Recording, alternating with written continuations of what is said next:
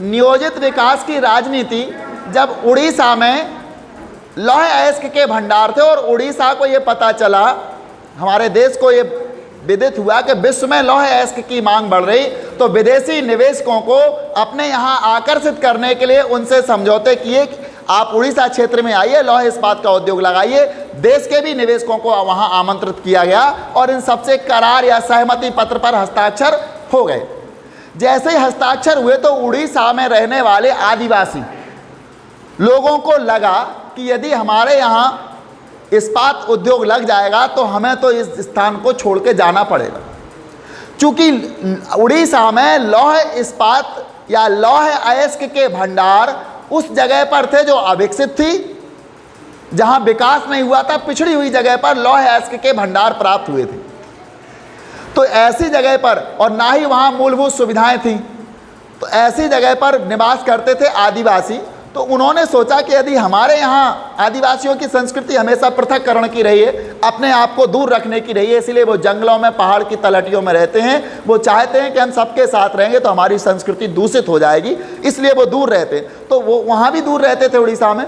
तो उनको लगा कि उद्योग यहाँ यदि लगा दिए गए तो उद्योगों से क्या होगा, हमको इस जगह को छोड़ के जाना पड़ेगा, हमारी ज़मीन चली जाएगी और हमारा रोजगार भी चला जाएगा। आदिवासियों का रोजगार होता है वन्य उपज संग्रहण, वन में होने वाली उपजों को इकट्ठा करना, ये आदिवासियों का उद्योग होता है। तो उन्होंने सोचा हम यहाँ से चले जाएंगे, हमारा रोजगार भी चला जाएगा, क्योंकि यहाँ जब उद्योग लगेगा तो विकास होगा, यहाँ पर वन काटे जाएंगे, बड़े बड़े मकान बना लिए जाएंगे जो हमारे रहने के योग्य नहीं है, और वन कटने से हमारा उद्योग भी नष्ट हो जाएगा। तो इस प्रकार उड़ीसा के जो आदिवासी थे उनका ऐसा विचार था, उन्होंने ऐसा सोचा। साथ ही साथ पर्यावरणविद जो थे, पर्यावरणविद, उनने कहा यहाँ पर्यावरण प्रदूषित होगा, जब मिल लगेंगे, फैक्ट्रियाँ लगेंगी, इंडस्ट्री जहाँ लगेंगी, उद्योग आएंगे, लौह इस्पात उद्योग, तो उनसे चिमनियाँ लगेंगी, चिमनियों से धुआं निकलेगा, विभिन्न प्रकार की रासायनिक गैसें और रासायनिक कचरा नदियों में जाएगा, लिक्विड नदियों में जाएगा, गैसें वायुमंडल में जाएंगी और विभिन्न प्रकार का कचरा हमारी भूमि पर रह जाएगा। तो इससे पर्यावरण प्रदूषित हो जाएगा। दो लोगों को समस्या हो गई उद्योग लगाने से। तीसरी समस्या केंद्र सरकार को। सरकार ने सोचा, भारत सरकार ने, कि यदि हमने समझौता कर लिया, एक बार कोई समझौता कर ले और वो समझौता टूट जाए तो उसकी छवि खराब होती है, फिर कोई हमारे कहने से यहाँ निवेश करने नहीं आएगा, तो हमारी साख खराब होगी, दुनिया के इस पटल पर हमारी साख खराब हो जाएगी। तो उन्होंने सोचा यदि उद्योगों की हमने अनुमति नहीं दी तो इससे हमारी साख खराब हो जाएगी और हमें दुनिया के सामने हम मिसाइल पेश नहीं कर पाएंगे पूंजी निवेश की। हमारे यहाँ कोई पूंजी निवेश नहीं करेगा, पूंजी निवेश में बाधा पहुँचेगी। तो हमें आप यहाँ ये बताना है कि उड़ीसा में उद्योग लगाने से, लोहा इस्पात उद्योग लगाने से किन किन लोगों को क्या क्या परेशानियाँ थीं। क्या कोई ऐसी भी समस्या थी जिस पर सब सहमत हो जाएं? ऐसी भी इसमें समस्या थी जिस पर सब सहमत हो जाएं। लोगों को रोजगार मिलना, उड़ीसा सरकार ने तो यही सोचा था यहाँ जब उद्योग लगेंगे तो लोगों को रोजगार मिलेगा। किसान आदिवासियों ने सोचा था कि हमें यहाँ से भूमि से निष्कासित कर दिए जाएंगे। पर्यावरणविदों ने सोचा था कि यहाँ का पर्यावरण दूषित हो जाएगा। सरकार ने सोचा था यदि ये हमारा समझौता टूटता है, वहाँ उद्योग नहीं लगाने देंगे तो हमारी साख खराब हो जाएगी और यहाँ कोई पूंजी निवेश करने नहीं आएगा। ये सारी चीज़ें थी। इन्हीं बातों पर लोगों में टकराव होने लगा। इन सवालों के जवाब का कोई विशेषज्ञ नहीं। इस तरह के फैसले में एक सामाजिक समूह के हितों को दूसरे सामाजिक समूह के हितों की तुलना में तौला जाता है। साथ ही मौजूदा पीढ़ी के हितों और आने वाली पीढ़ी के हितों की भी लाभ हानि की तुलना पर मापना पड़ता है। किसी भी लोकतंत्र में ऐसे फैसले जनता द्वारा लिए जाने चाहिए या कम से कम फैसले पर विशेषज्ञों की स्वीकृति की मोहर होनी जरूरी है। ऐसे फैसले जनता ले या फिर विशेषज्ञ ले। आज हम आपको एक चीज़ बताने वाले हैं, वामपंथी और दक्षिणपंथी।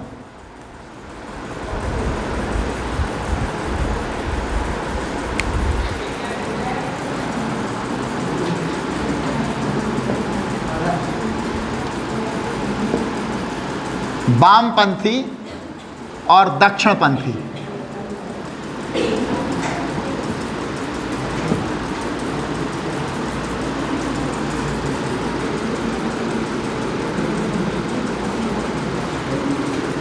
देखो, पंथी माने राह, जिस रास्ते पर चले वो पंथी हो गया।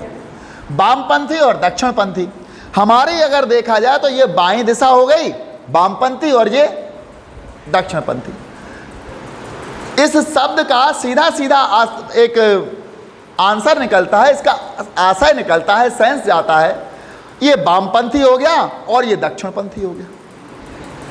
मतलब दोनों की विचार में जमीन आसमान का अंतर, दोनों की विचार अपोजिट, उल्टी सोच, यही तो हुआ वामपंथी और दक्षिणपंथी।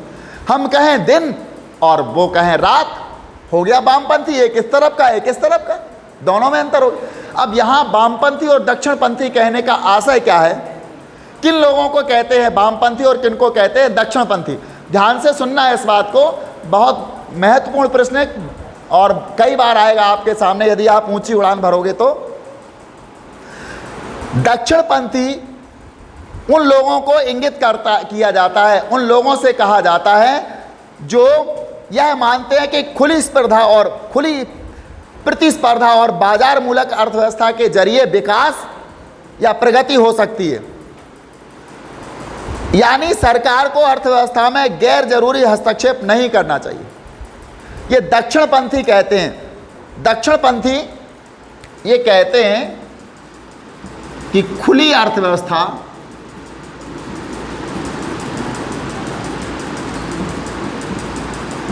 ओपन अर्थव्यवस्था, खुली अर्थव्यवस्था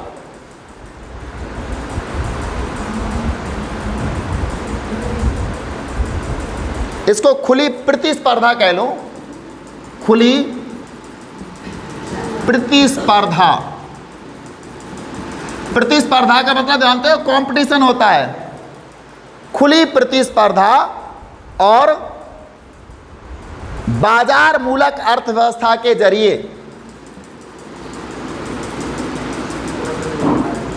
बाजार मूलक अर्थव्यवस्था के जरिए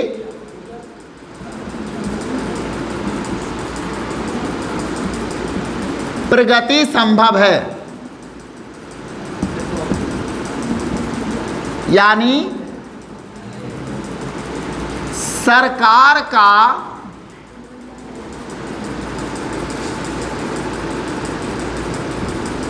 अर्थव्यवस्था में कोई हस्तक्षेप ना हो।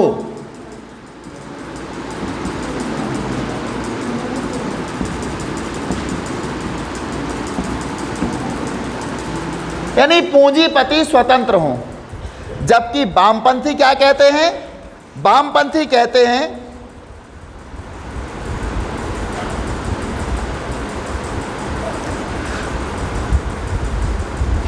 वामपंथी करते हैं गरीब, पिछड़े,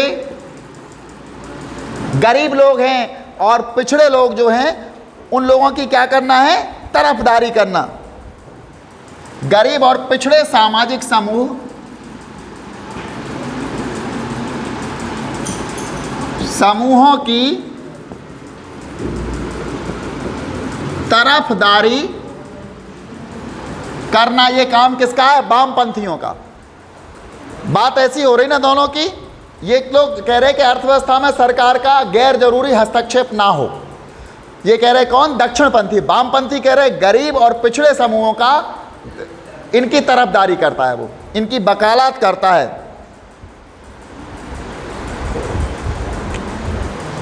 और इन तबकों का मतलब है गरीब और पिछड़े सामाजिक समूह, इन तबकों की तरफदारी करने वाली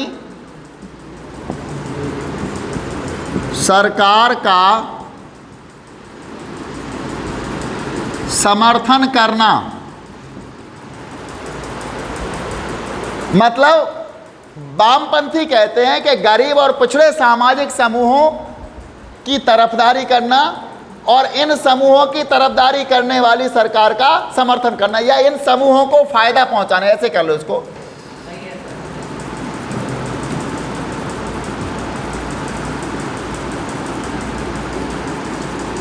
इन तबकों को फायदा पहुंचाने वाली, ऐसे लिख लो, इन तबकों को फायदा पहुंचाने वाली